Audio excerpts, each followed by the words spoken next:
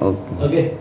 Bismillahirrahmanirrahim. Assalamualaikum warahmatullahi wabarakatuh. Waalaikumsalam warahmatullahi wabarakatuh. Yang terhormat Ibu Kepala SMA Negeri 8 Palembang beserta jajaran, para wakil, Ketua OSIS, Ketua MPK. Pada hari ini kita sedikit berbincang tentang tindak lanjut dari Direktorat Intelkam Polda Sumsel yang berdiskusi audiensi bersama kami minggu lalu tanggal 19 Februari 2025 dan juga tindak lanjut dari kegiatan sosialisasi di Aula Handayani oleh Densus 88 terkait dengan radikalisme, intoleransi, dan terorisme.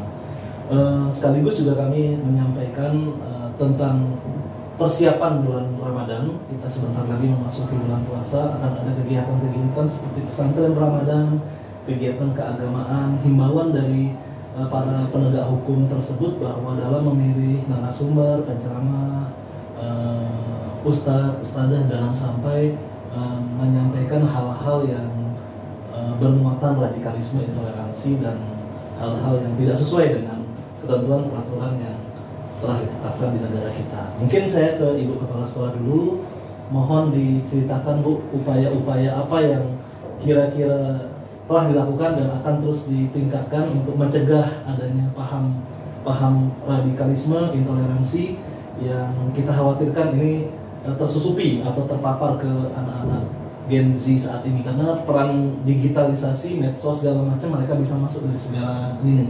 Silahkan Bu, disampaikan.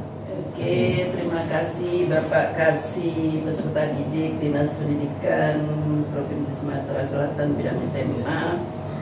Untuk paham radikalisme, intoleransi, dan kekerasan, insya Allah di SMA Negeri 6, SMA Negeri 8, SMA Negeri 8 selalu kita ingatkan melalui berbagai kegiatan yang sering kita mengundang narasumber baik dari Polda, dari TNI untuk menyampaikan itu. Dan juga sering kita ingatkan di kesempatan-kesempatan ada upacara, ada apel, ada kegiatan-kegiatan OSIS MPK begitu. Dan insya Allah kalau dari pihak sekolah sudah cukup kita memberi himbauan pada anak-anak. Cuman mungkin karena saat ini zaman keterbukaan inilah yang membuat kita juga agak was-was karena anak-anak SMA ini sedang mencari jati diri gitu kan.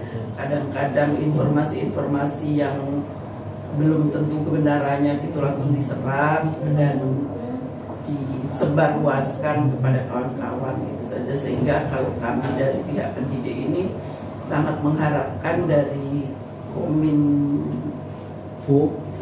yang sekarang apa namanya jadi berubah ya.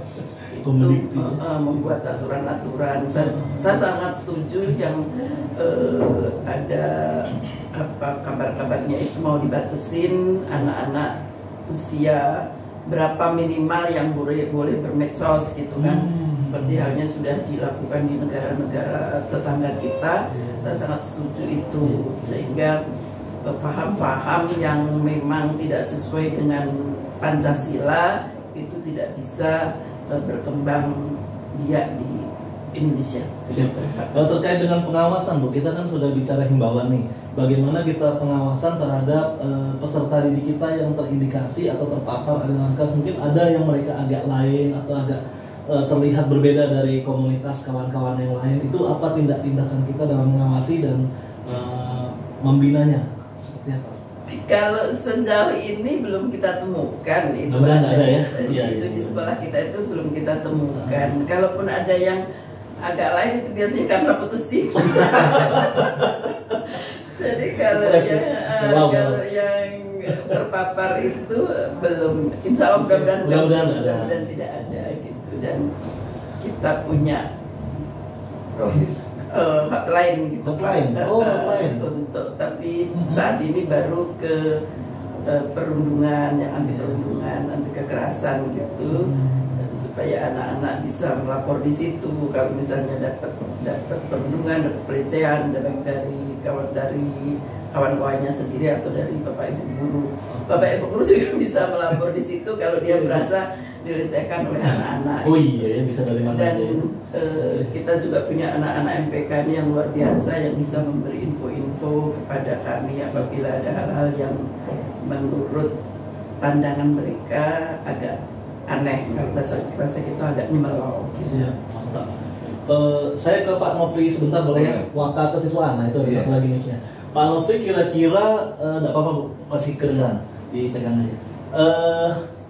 Kita kan punya 4 pilar kebangsaan, Pak Nopri ya, mulai dari Pancasila, UUD, Bhinneka Tunggal Ika, dan NKRI. Itu apa kegiatan-kegiatan realnya di kesiswaan Pak terkait dengan 4 pilar itu? Apakah dijabarkan dalam Exul atau kegiatan P5 atau ada kegiatan-kegiatan tertentu sehingga nilai-nilai kebangsaan itu terus ada? Kalau zaman dulu kita kecil ada namanya apa ya? Empat ya, begitu Pancasila. Hafal kita dulu kalau mungkin anak-anak sekarang kalau kita suruh gimana Pak Nopri? Iya, terima kasih Pak Anang. Saya Pak Nopriansa selaku kesiswaan di SMA 8 ini. Ya alhamdulillah kalau untuk penerapan di P5 itu juga kita terapkan tentang 4 pilar itu. Salah satunya mereka bergotong royong, bekerja sama, kemudian rasa tanggung jawab. Dan kami juga rencananya kemarin memutar lagu Indonesia Raya itu direncanakan hampir setiap istirahat. Jadi ya rencananya. Jadi untuk meningkatkan rasa nasionalisme anak-anak, paling tidak mengenalkan lagu-lagu wajib nasional terlebih dahulu. Mungkin itu Pak Anam. Berarti kalau motor Indonesia Raya pada berdiri semua nanti di kelasnya? Ya, kayak di bandara di Jogja ya? Ya. Rasanya begitu ya dulu ya? Saya tambahin, yang pasti kita menerapkan 4 pilar itu lewat upacara. Pasti untuk patriotisme kita terhadap negara Indonesia. Kemudian kemarin kami programkan sih baru, tapi belum ada realisasinya. Jadi cinta kita kepada negara Indonesia itu bukan cuma di hari Senin, gitu. Makanya maunya di hari-hari berikutnya. Kebetulan kemarin kita kunjungan juga ke Kalimantan, ternyata di Kalimantan juga sudah seperti itu. Tapi di Kalimantan cuma seminggu 2 kali.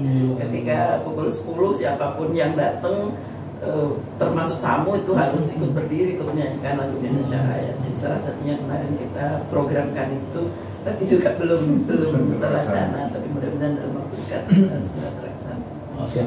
Saya boleh izin dengan Pak Sidik? Pak Sidik, oke Pak Sidik. Saya menyoroti ke Pak Sidik ini lebih ke arah komunikasi Pak. Komunikasi kerjasama. Namanya pendidikan kan bukan tanggung jawab sekolah saja, guru, kepala sekolah, di rumah ada orang tua, di luar ada masyarakat, tokoh, pemangku kepentingan lah. Gimana mengkolaborasikan semua itu Pak supaya ada rasa kepedulian lah. Jangan semua diserahkan ke sekolah, tahunya anaknya beres, masuk seperti ini, keluar jadi oke. Kan tidak seperti itu Pak ya. Termasuk komite mungkin Pak. Baik. Menurut saya memang pengawasan terhadap anak itu bukan hanya tugas daripada guru saja di sekolah. Itu keterkaitan antara guru, orang tua, juga masyarakat terlibat langsung di dalam pengawasan terhadap anak itu sendiri. Nah, di mana salah satu mungkin ya kiat kita di sekolah ini untuk paling tidak untuk mencegah misalkan ada kegiatan yang kita anggap kurang lah terhadap anak-anak itu sendiri, mungkin ada kelakuan yang kurang itu, ya di sekolah paling tidak ada semacam aturan khusus yang harus kita terapkan di sekolah itu sendiri. Kemudian anak-anak itu juga bukan hanya sekedar mereka belajar di kelas, mereka diberikan juga semacam kegiatan-kegiatan yang positif, sehingga mereka terfokus dengan hal-hal yang berpikir hal-hal yang positif. Jadi dengan kegiatan-kegiatan yang positif itu ya tentu saja kita dapat paling tidak mengurangi hal-hal yang negatif yang berdampak pada anak-anak itu sendiri. Mungkin itu. Jadi dilibatkan Pak ya, dari komitenya dilibatkan, orang tuanya juga sekali-sekali diajak komunikasi. Dan kalau anak-anak berkegiatan mudah-mudahan mendapat dukungan. Iya. Kita tes sekarang ke Gen Z-nya nih. Oke, dari OSIS dan MPK nih. Sebenarnya kegiatan apa di OSIS yang sudah dilakukan dan yang direncanakan, bagaimana tahap perencanaan, pelaksanaan dan evaluasi dari program-program tersebut dalam rangka meningkatkan minat bakat, melatih soft skill mungkin, memenuhi rasa keingintahuan, membunuh kebosanan. Gen Z ini udah bosan, Bu. Jadi harus banyak kegiatan. Nah, jangan sampai nggak ngapa-ngapain yang masuk justru radikalisme. Nah, coba dijelaskan deh. Mana duluan boleh? Jidan dulu. Ya, Jidan dulu. Saya cek dulu ya. Lanjut. Oke, terima kasih kepada Pak Anam atas kesempatannya. Jadi untuk program kerja yang telah kami laksanakan, Ya. yaitu ada mungkin hampir 10 program kerja. 10. Hampir. Setahun ya. Ya, itu yang kemarin-kemarin kami sudah laksanakan itu ada Sumpah Pemuda, Hari Pahlawan, Hari Guru, ya, dan lain-lain hari. Itu kami walaupun yang benar kata Pak Anam tadi, Gen Z muda bosan. Yang dimana kami terinspirasi untuk budaya, Pak. Kemarin ada lomba pantun di antar kelas. Jadi siswa-siswa masyarakat itu tahu bagaimana, wah ternyata begini budaya kita. Oke, kearifan lokal ya. Kearifan lokal. Oke, terus Untuk program kerja yang mendatang ini ada pesantren Ramadan, Pak. sampai mana? Ya, itu kami sedang garap. Ustadznya dari mana Ustadznya? Ustadznya dari luar, Pak. Dari luar. Nah, itu permintaan Polda ada rekom dari Kementerian Agama atau minimal seleksi lah, Bu, ya. Jadi terus di briefing Ustadznya, jangan sampai nanti menyampaikan di luar konteks itu. Karena Ustaznya nanti Bu, kalau banyak aturan gini sudah Bu udah manggil saya. Selama ini gimana? Ada yang terlihat mengarahkan Alhamdulillah yang aliran kelas? Nggak ada ya? kita panggil itu mayoritas yang memang kita sudah paham benar. Rekam jejaknya sudah. Iya, insya Allah enggak sih. Aman, insya Allah. Aman.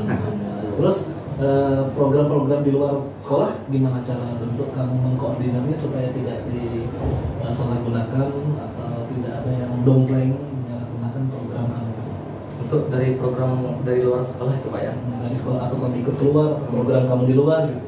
Itu kami yang tentunya meminta saran kepada pembina OSIS dulu. Pembina OSIS. Bagaimana konsep acara ini dan apa benefit dari itu, Pak. Mm-mm. Jadi kami tidak langsung mengikuti saja, tapi Iya.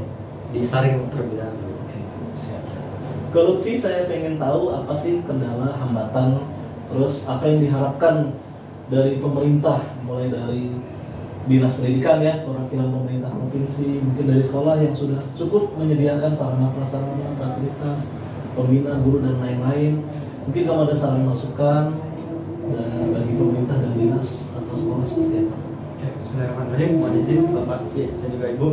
Jadi mungkin kalau dari Lutfi selaku Ketua MPK di SMA Negeri 8 Palembang ini, mungkin ada beberapa hal yang kami sedikit ingin sampaikan kepada Bapak Ibu selaku Dewan Perwakilan Rakyat.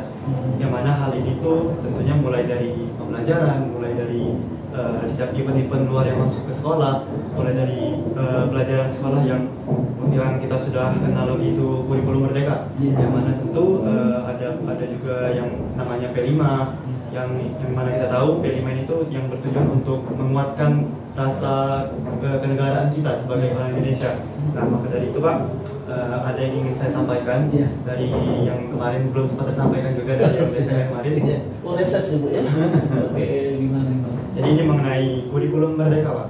Oke, kurikulum gimana? Yang mana mungkin di kurikulum merdeka itu yang seperti kita tahu ada yang namanya P5 Pak. P5. Yang mana P5 itu diisi dengan kegiatan-kegiatan yang mengasah kreativitas dan juga kelokalan dari siswa-siswa yang ada di sini Pak.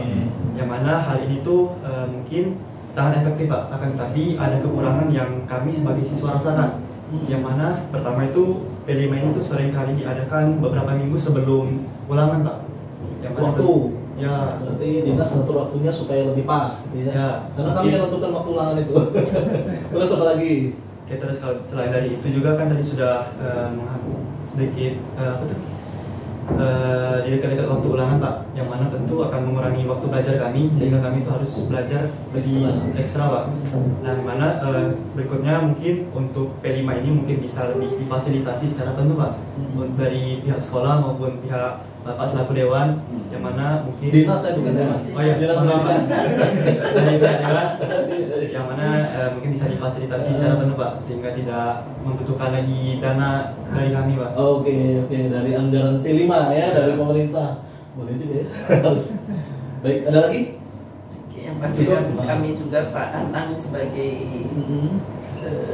pendidik, sebagai kepala sekolah di sini juga merasakan sih. Ini sebenarnya apa yang dirasakan Lutfi itu hampir dirasakan oleh seluruh pendidik dan tenaga pendidik oleh siswa dan oleh guru gitu, bahwa P5 ini terlalu banyak gitu.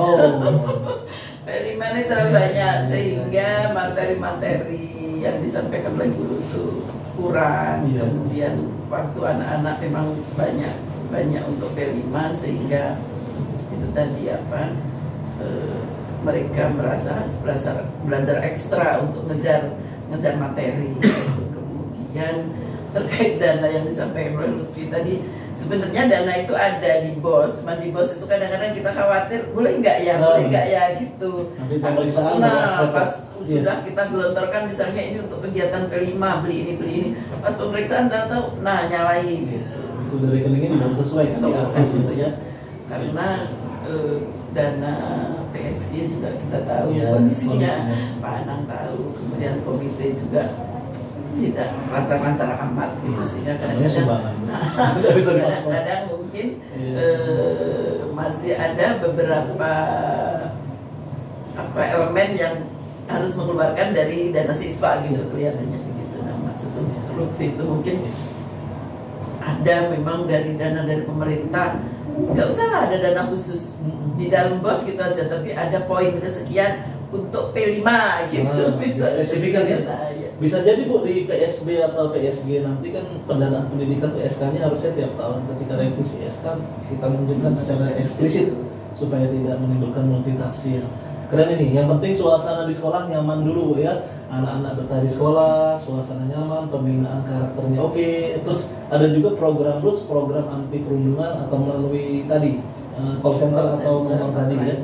Nah, ini keren sih sudah. Kalau anak-anak ini betah banget Pak di sekolah. Kadang-kadang nggak betahnya itu pas pembelajaran. Kalau ekskul mereka betah banget sampai kadang-kadang kita usir-usir gitu. Tapi ketika materi pelajaran yang susah-susah pada angkat tangan, pada apabila di luar daripada di dalam. Ya, itu seimbangnya akademik pun akademik. Baik, mungkin bisa disimpulkan Bu Mariati, kita sudah sedikit banyak ngobrol-ngobrol. Kami hanya menindaklanjuti arahan dari pimpinan dan Polda serta Densus bahwa jangan sampai kita tidak melakukan himbauan. Ini sudah berkali-kali di upacara kami yakin dihimbau. Dinas juga diminta melakukan pengawasan, salah satunya ini podcast. Dan podcast ini pun kami berbagi. Ada juga yang di Seman Sumsel siang ini jam 2 udah mulai mungkin bersama Ustadz Sulaiman dari Intelkam Polda juga sedang melakukan hal yang sama.